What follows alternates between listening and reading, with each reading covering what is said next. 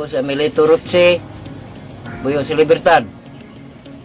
Pangidaron og 64.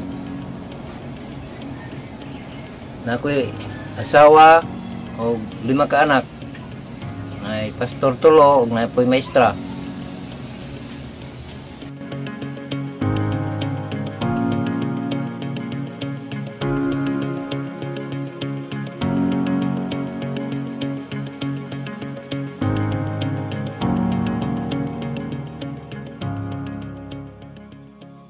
Ako dahil si Cristita Rutsi, taga Puting Batu, Merida.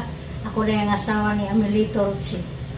Nami 5 ka anak di ay, usa ka babae o 4 ka lalaki.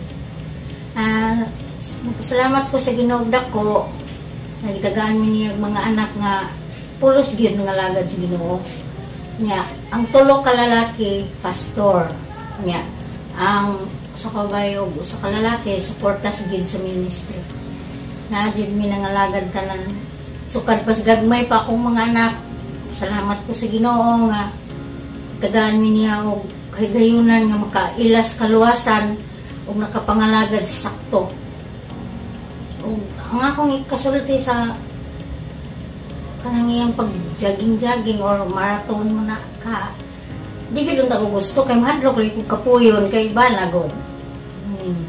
Anya kay iya man ginang gusto, gid siya iya po ng talent tingali gihatag sa Ginoo. Sige lang kay para sa health pud kuno niya.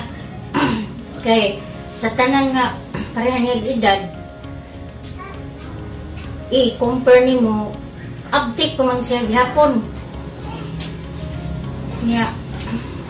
Sukad sa among pagminyohan pud karon mo ginayang trabaho mo jogging siya kay para daw kuno dili sa sakit yung tuhod. So ako makita maayo man sad. Ang akong inspirasyon sa una, edad pagod 12, si Flash, si Lorde. Nya, gikuha naman, si Pacquiao na sad. Ang inspirasyon. Nya, sa akong pagmasad, magamit na ako ang akong dagan. Jogging, naguli, nagdagan ko, 12 taong edad, na ganahan ko mag-adlaw-adlaw og dagan. Nindot ang pagkaon. Basta wa ko'y bation nga lain. Nindot kaya ang kinabuhi. Salamat lang ko sa Ginoo nga kuan proteksyonan siya sa kada na tournament. Ako nang nadagan ang Libas Isabel, 21 kilometers na Merida, 19 kilometers na panran sa Kasar, gikan 1983. Itong 5 kilometers sa Isabel, nadagan na ako kiloy sa Ginoo. Akong kuha nila nga padayon ang ilang practice. Bawal ang mga bisyo. Na inyong kung sa Ginoo padayon mo sa inyong dagan. Kaya ako dugay na kundi naganay. Para sa ligon ninyong panlawas. Inyong ginikanan, may problema. Akong pagdagan, padayon dun sa adlaw-adlaw, nindot ang dagan sa akong kinabuhi. Kaya di limang kuma sige kasakit-sakit. Amang ko'y kuwan. Padayon ko kada adlaw.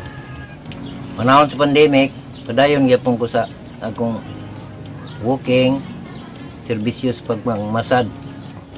Sa akong anak na ikandeng akong giatiman, adlaw-adlaw ko magmumpay dito sa bukid.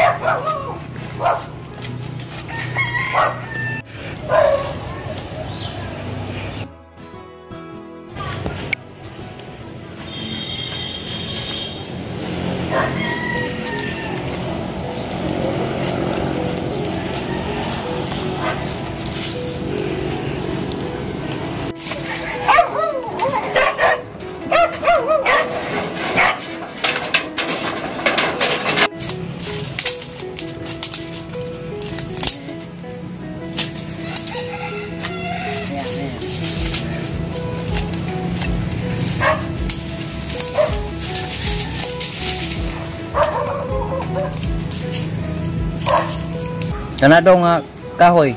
Ako'y nagpulong ana. Pila kapit na.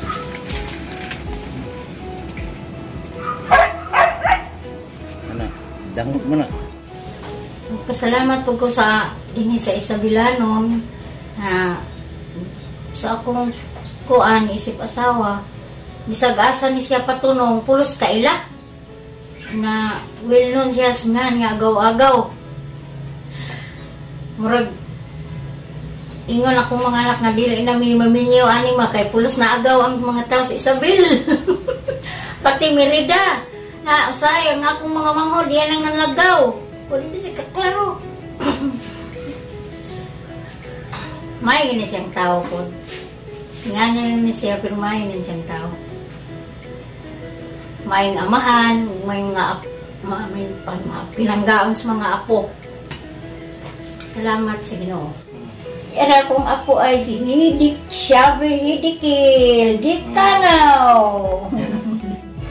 Yan ako'y pares Panginoon ako'y gida nga mga trucks. Muna akong ihatag. Kung si Ginoo. Yan. Usa sa mga tagaan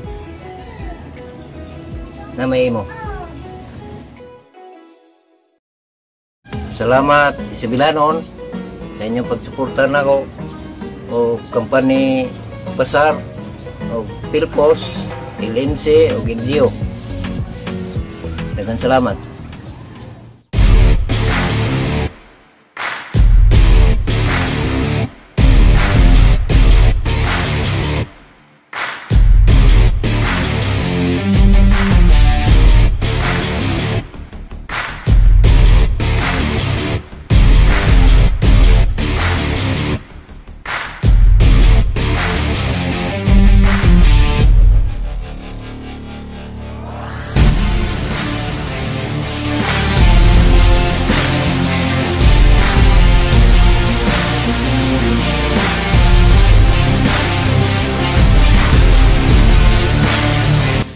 Iya tay, kumusta man ang imong pagdagan? Okay. Why? Question. Good health.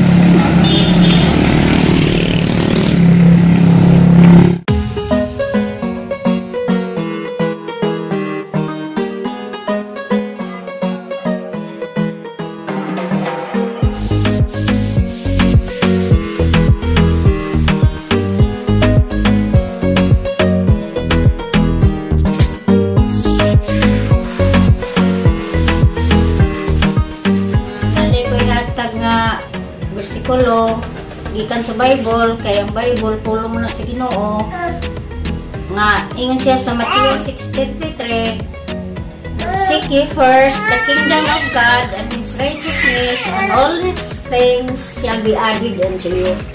So unahon lang giday nato ang Ginoo ug ang tanang mga butang idugang ra niya. Amen. Saad sa Ginoo siya pulong. Amen.